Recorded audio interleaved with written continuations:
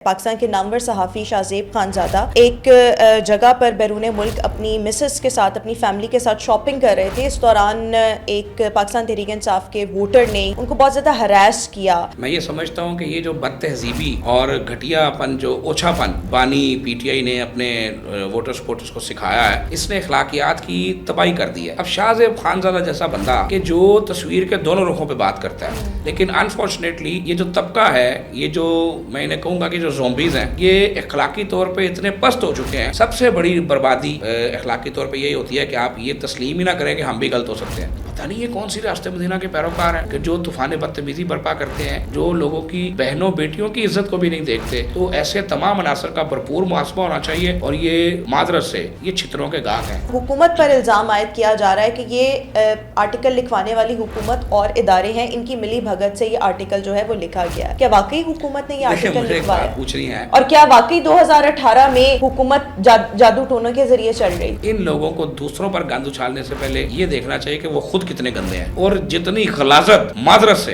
PTI में भरी पड़ी है, जितनी गलाजत उस वक्त के प्राइम मिनिस्टर हाउस में भरी पड़ी थी, जितनी गलाजत बनी गाला में चली है, जमान पार्क में चली है, माजी में उसका कोई। अस्सलाम वालेकुम नाज़रीन, मैं हूँ रुखमा इरफान मलिक। 360 डिजिटल के इस प्लेटफॉर्म से आपको खुशामदीद कहना चाहूँगी। आज के इस पॉडकास्ट में मेरे साथ मौजूद हैं पाकिस्तान मुस्लिम लीग नून के सीनियर रहनुमा हैं, सूबाई वज़ीर सेहत और आबादी ख्वाजा इमरान नज़ीर साहब इस वक्त हमारे साथ मौजूद हैं। ख्वाजा साहब, बहुत शुक्रिया आपके वक्त का। मैं सबसे पहले तो आगाज़ इस वीडियो से करना चाहूँगी जो कल से सोशल मीडिया पर बहुत ज़्यादा वायरल है। पाकिस्तान के नामवर सहाफ़ी शाहज़ेब खानज़ादा एक जगह पर बैरून मुल्क अपनी मिसेस के साथ, अपनी फैमिली के साथ शॉपिंग कर रहे थे। इस दौरान एक पाकिस्तान तहरीक इंसाफ के वोटर ने, या आप कह लें फॉलोअर ने, उनको बहुत ज़्यादा हरास किया। इस पर आप क्या कहेंगे कि हुब्बे इमरान में पाकिस्तान तहरीक इंसाफ का वोटर सपोर्टर इस हद तक गिर चुका है कि वो एक सहाफ़ी जो अपनी फैमिली के साथ एक मॉल में शॉपिंग कर रहा है, उसको भी हरास करने से बाज नहीं आ रहे? और ट्रेंड बहुत गलत है, माजी में भी ऐसे बहुत से वाक़यात हो चुके हैं। बिस्मिल्लाह। देखिए, फ़र्स्ट ऑफ ऑल तो मैं कंडेम करना तो बड़ा छोटा लफ्ज़ है। मैं ये समझता हूँ कि ये जो बदतहजीबी और घटियापन, जो ओछापन बानी पीटीआई ने अपने वोटर सपोर्टर्स को सिखाया है, इसने अखलाकियात की तबाही कर दी है। अब शाहज़ेब खानज़ादा जैसा बंदा कि जो तस्वीर के दोनों रुखों पे बात करता है, शाहज़ेब खानज़ादा साहब कभी सिंगल साइड पे बात नहीं करते, लेकिन अनफॉर्चुनेटली ये जो तबका है, ये जो मैं इन्हें कहूँगा कि जो ज़ॉम्बीज़ हैं, ये अखलाकी तौर पे इतने पस्त हो चुके हैं कि ये डाइजेस्ट ही नहीं करते कि इनके मतलब भी कोई, यानी इनकी भी कोई गलती कोताही हो सकती है। सबसे बड़ी बर्बादी अखलाकी तौर पे यही होती है कि आप ये तस्लीम ही ना करें कि हम भी गलत हो सकते हैं, क्योंकि इंसान से तो गलती होती है। और बेऐब तो सिर्फ नबी पाक सल्लल्लाहु अलैहि वसल्लम की ज़ात इस दुनिया में आई थी, ना उन जैसा कोई था, ना उन जैसा कोई आएगा। तो अपने ऐब जब इनको बताए जाते हैं तो मैं ये समझता हूँ कि ये घटियापन का मुजाहरा करते हैं, और बिल्कुल किसी शख्स को ये इजाज़त नहीं होनी चाहिए, ख़ासकर शाहज़ेब खानज़ादा साहब ना भी हों, कोई भी हो। अगर एक शख्स अपनी फैमिली के साथ है, तो पुराने वक्तों में तो इतनी अखलाकियात का आलम ये होता था कि जो दुश्मनदार लोग होते थे ना, जब वो देखते थे कि हमारा दुश्मन जो है वो अपने बीवी बच्चों के साथ जा रहा है, तो उस पर हमला नहीं करते थे। ये इतने घटिया लोग हैं, घटिया को लफ्ज़ ही नहीं है इनके लिए। इससे भी कोई गंदा लफ्ज़ हो तो मैं इन लोगों के लिए कहूँ, बेशरम और बेगैरत वाक़या हुए हैं ये तमाम लोग कि इनको शर्म ही नहीं आती। कभी ये नहती ख़वातीन के साथ शुरू हो जाते हैं। अब मुझे ये बताएं कि जो लोग खाना रसूल को ना छोड़े सल्लल्लाहु अलैहि वसल्लम, यानी नबी पाक सल्लल्लाहु अलैहि वसल्लम के रोज़ा रसूल सल्लल्लाहु अलैहि वसल्लम पे जहाँ पर सांस भी आहिस्ता लेने का हुक्म है, जहाँ फरिश्तों को भी हुक्म है कि बड़ी एहतियात से आएँ, वहाँ इन्होंने जो तूफ़ान बदतमीज़ी बर्पा किया, तो इनको अल्लाह की मार नहीं पड़नी थी। मेरे ख्याल में तो वो पड़ रही है ना, इनको अल्लाह की मार पड़ रही है। लेकिन ये नाकबत अंदेश अभी भी इनको समझ नहीं आई, और ये दो चार जो रह गए हैं इनको भी समझ आनी चाहिए। और मैं समझता हूँ कि इनका पूरा भरपूर मुकाबला होना चाहिए। शाहज़ेब खानज़ादा साहब को इनके खिलाफ भरपूर कानूनी कार्रवाई करनी चाहिए, क्योंकि आज़ादी का मतलब ये नहीं है कि आप किसी की प्राइवेसी में मुखल हो जाएं। आज़ादी का मतलब ये नहीं है कि आप उनके बीवी बच्चों के सामने उनकी तस्लील करें, और आज़ादी का मतलब ये नहीं है कि आप अखलाकियात की सारी हदें क्रॉस कर जाएँ। शर्म से डूब इन लोगों को बनना चाहिए। बातें ये रियासत मदीना की करते हैं, तो क्या रियासत मदीना वाला इस तरह करता था? रियासत मदीना वाला तो दुश्मनों को भी ईमान दिया करता था। रियासत मदीना का वाली मेरा आका, मेरा मुस्तफ़ा सल्लल्लाहु अलैहि वसल्लम, वो तो अपने दुश्मनों को भी अमान दिया करते थे। जब ताइफ में उनको लहूलुहान किया गया था तो जिब्राइल हाजिर हुए और उन्होंने कहा कि आप हुक्म करें हम इन पहाड़ों को ताइफ वालों पर दे मारें। तो उन्होंने कहा था कि नहीं, मैं इनके लिए हिदायत की दुआ करता हूँ। जब फतह मक्का होती है तो हज़रत मोहम्मद मुस्तफ़ा सल्लल्लाहु अलैहि वसल्लम के जो चचा हैं जिनको शहीद किया गया और जिस औरत ने उनका कलेजा चुबाया था, उस हिंदा को उन्होंने वहाँ पर माफ़ किया और उन्होंने उसके ख़िलाफ़ कोई कार्रवाई नहीं की। और पता नहीं ये कौन सी रास्ते मदीना के पैरोकार हैं कि जो तूफ़ान बदतमीज़ी बर्पा करते हैं, जो लोगों की बहनों बेटियों की इज़्ज़त को भी नहीं देखते।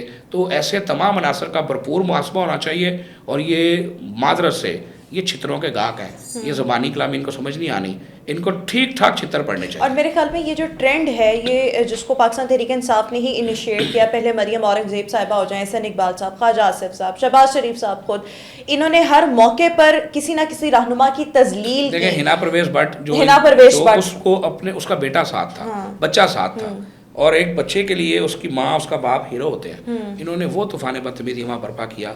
मुझे आज पूछना इनसे कि बगैर तो शर्म से डूब मरो, किसी नहत्ती बच्ची को उसके बच्चे के साथ जलील और रुस्वा करने की कोशिश करने वालों, तुम लोगों को इससे तस्कीन मिलती है, लेकिन असल हकीकत यह है कि तुम लोग जलील हुए हो, तुम रुस्वा हुए हो और एक्सपोज हुए हैं, ज़्यादा एक्सपोज हुए हैं। तो इंशाल्लाह ताला मैं समझता हूँ कि हमें हर लेवल पे जाना चाहिए। ये जो शाहजेब खानसादा साहब वाला वाक़या है, शाहजेब खानसादा साहब से मैं अपील करूँगा कि इनके खिलाफ भरपूर कानूनी चाराजोई जो है वो करें, और अनटिल अनलेस जब तक इन लोगों ये लोग माफ़ी नहीं मांगते, जब तक इनको एहसास नहीं होता, इनका पीछा ना छोड़ें।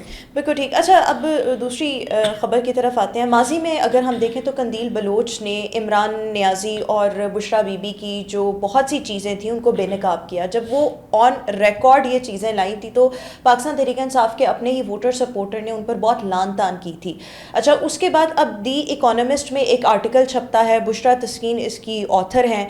इसके बाद अब इस पर भी बहुत ज़्यादा लान तान, इस खातून पर भी बहुत ज़्यादा की जा रही है, और ये हुकूमत पर इल्ज़ाम आयद किया जा रहा है कि ये आर्टिकल लिखवाने वाली हुकूमत और इदारे हैं, इनकी मिली भगत से ये आर्टिकल जो है वो लिखा गया है। क्या वाकई हुकूमत ने ये आर्टिकल लिखवाया पूछ रही हैं, और क्या वाकई 2018 में हुकूमत जादू टोनों के जरिए चल रही थी? नहीं, मुझे एक बात बताएं, किसको इस बात का नहीं पता?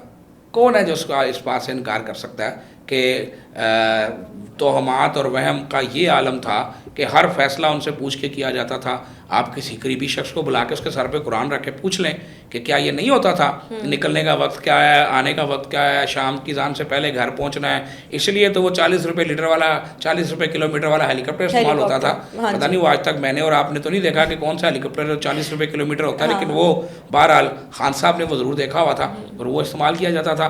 किसको नहीं पता कि बुशरा बीबी जो हैं वो किस तरह से आई और किस तरह से घुसी, और जो भी ये मामला थे। ठीक है, मैं इस पे नहीं पढ़ना चाहता, लेकिन इन लोगों को दूसरों पर गंद उछालने से पहले ये देखना चाहिए कि वो खुद कितने गंदे हैं। और जितनी गलाजत मादरस से पीटीआई में भरी पड़ी है, जितनी गलाजत उस वक़्त के प्राइम मिनिस्टर हाउस में भरी पड़ी थी, जितनी गलाजत बनी गाला में चली है, जमान पार्क में चली है, माजी में उसका कोई। अच्छा, कभी वैसे आपको अपनी पर्सनल लाइफ में आप बहुत से लोगों से मिलते मिलाते हैं, यकीनी तौर पर उसमें पाकिस्तान तहरीक इंसाफ के अपने लोग भी शामिल होते होंगे, कभी आप किसी से मिले जिन्होंने आप बनी गाला में क्या होता था या जमान पार्क में क्या होता था, कोई ऐसी बातें आपके साथ शेयर? मैं नाम नहीं लेना चाहता क्योंकि ख़वातीन की इज़्ज़त बड़ी सेंसिटिव होती है। जो इनकी अरकान असम्बली थी जब हुकूमतें गई हैं, और इनमें से बहुत सारी हमें मिली हैं, कईयों ने यहाँ तक कहा है कि इज़्ज़तें भी महफूज नहीं थी। तो मकसद कहने का ये है कि शर्म कोई होती है, वो ख्वाजा आसिफ ने कहा ना, कोई शर्म होती है, कोई हया होती है। इनके नज़दीक से भी छू के शर्म और हया नहीं गुजरी, और सारी दुनिया को ये बात पता है, ये नविश्ता दीवार है ये बात कि काले अमलियात भी होते थे, सिरियाँ भी की जाती थी और पता नहीं क्या क्या किया जाता था। तो मुल्क जो है उस वक़्त वहम परस्ती पे और तोम परस्ती पे चल रहा था, और जब आप वहम का शिकार हो जाते हैं और अंधी तकलीद करते हैं तो फिर हर चीज़ आपको उसी तरह से नज़र आती है जिस तरह से हो रही होती है। तो मैं चूँकि बुनियादी तौर पे इन बातों को करने का आदी नहीं हूँ, लेकिन अफसोस का मुकाम है कि चूँकि इस वक्त ये टॉपिक छिड़ा है तो ये अपने गिरेबान में झांकने की बजाय लोगों को इसका मोर्द इल्ज़ाम अगर ठहरा रहे हैं तो इनको अपने गिरेबान में झांकना चाहिए, सच बोलना भी इनको अपने गिरेबान में देखना चाहिए। इनको पूछना चाहिए उन लोगों से जिनकी ज़िंदगियाँ इस काम में गुजरी हैं, जो आपके कल तक साथी थे, जिनकी गाड़ियों में आप घूमते रहे, पूछे तो सही कि वो आपके बारे में क्या कहते हैं। तो बुशरा तस्कीन साहबा ने तो शायद ये गुनाह किया है कि उन्होंने लोगों से बातें सुन के वो उसमें लिख दी हैं, लेकिन ये हकीकत है ये तमाम बातें। और जो इनके करीबी रफ़्क़ाकार थे जो आज इनसे इधर उधर हुए पड़े हैं, ज़रा उनमें से किसी को पूछे तो सही। और जो इनके साथ बैठते थे, किसी के सर पे कुरान रखे पूछे ना, फिर आपको बताएगा। तो ये वो लोग हैं, ये वो एक मैं समझता हूँ कि एक ख़ास तबका जो पैदा हो गया है कि ये खुदा ना खास्ता खान साहब को किसी भी हालत में देख लेंगे ना तो ये फिर भी यकीन नहीं करेंगे। तो इनकी अक्लों पे पत्थर पड़ चुके हैं, तो इसलिए इनको ज़्यादा सीरियस ना लिया करें। बिल्कुल ठीक। अच्छा, इसके साथ साथ 27वीं आईनी तरमीम अब तो मंजूर हो चुकी है, लेकिन इसकी ज़रूरत क्यों पेश आई और इसका फ़ायदा अल्टीमेटली पाकिस्तान को किस तरीके से? देखिए, मैं ये समझता हूँ कि इसमें दो बातें हैं मेन। सबसे जो बुनियादी बात यह है कि अगर अल्लाह ताला के फजल व करम से पाकिस्तान को अल्लाह ने फ़तह से सरबुलंद किया ऑपरेशन बनियान बरसूस में, तो फील्ड मार्शल का जो एजाज़ है वो डेफिनेटली माजी में भी रहा है, और जंगें जीतने पर अपने आर्मी चीफ को फील्ड मार्शल का एजाज़ दिया जाता है, तो वो एजाज़ दिया गया है। बल्कि जो लोग ये समझते हैं कि इसने इस कानून ने पार्लियामेंट के हाथ काटे हैं, तो उनकी अकल पे मातम करने को दिल करता है कि फील्ड मार्शल का एजाज़ पहले फ़र्द वाहिद की ख्वाहिश पे दिया जाता था और फ़र्द वाहिद उसको वापस भी ले सकता था। अब पार्लियामेंट, पूरी पार्लियामेंट 2/3 मेजोरिटी से उसका मुआवजा जिस तरह सदर का होता है, इसी तरह फील्ड मार्शल का एजाज़ अगर वापस लेना होगा पार्लियामेंट की 2/3 मेजोरिटी अगर कह देगी कि वापस लेना तो वापस लिया जाएगा। तो ये तो पार्लियामेंट को ज़्यादा स्ट्रेंथन करने वाली बात हुई है। अब आ जाते हैं उसके अदलिया वाले आईनी अदालत पे। ठीक है, मुझे ये बताएं कि जब जजिस, वो जजिस, मैं तमाम की बात नहीं करता, चंद वो जजिस जिन्होंने अपनी खुश दामनों के कहने पे, उनकी ख्वाहिशों पे फैसले किए, जिन्होंने अपने बीवी बच्चों की ख्वाहिशों पे फैसले किए, जो इस हद तक किसी की मोहब्बत में अंधे हुए पड़े थे कि ये कह दिया गया कि जनाब आपके दिमाग में भी अगर कोई मुकदमा है तो उसमें भी ज़मानत मंजूर की जाती है। तो क्या उस वक़्त इनको शर्म और हया नहीं आती थी? उस वक़्त इनके ज़मीर सोए हुए थे जब मरियम नवाज शरीफ साहबा पर, मियाँ नवाज शरीफ साहब पर, मियाँ शहबाज शरीफ साहब पर जब पूरी PMLN पर जुल्म और तशद्दुद के पहाड़ तोड़े जा रहे थे और इंसाफ के मंदिरों को ताले लगे हुए थे, उस वक़्त ही इनके ज़मीर कहाँ थे? उस वक़्त इनके ज़मीर सोए हुए थे। जब मियाँ नवाज शरीफ साहब को पनामा के नाम पर अकामा में डिस्क्वालीफाई कर दिया गया था, जब उनके ऊपर मॉनिटरिंग जज लगाए जाते थे, जब उनके केसेस को जानबूझकर इतनी स्पीड से चलाया जाता था कि बस ये सज़ा तो देनी है, उस वक़्त इनके ज़मीर कहाँ थे? उस वक़्त ये सोए हुए थे। तो आज इन सबको इनके ज़मीर याद आ गए हैं। तो बड़े अदब से अर्ज़ करूँ, जो गंद इन चंद जजिस ने अदलिया की तारीख में फैलाया, एक ही बेंच बना करता था।